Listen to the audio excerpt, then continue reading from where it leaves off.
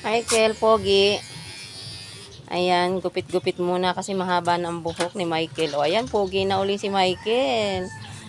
Ayan na, ang haba kasi ng buhok. Ayan, kaya gupit muna. Ayan, libre gupit na yan, o. Hindi na kailangan pumunta ng barber shop.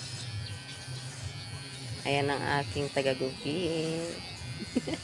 Pogi ni Michael, o.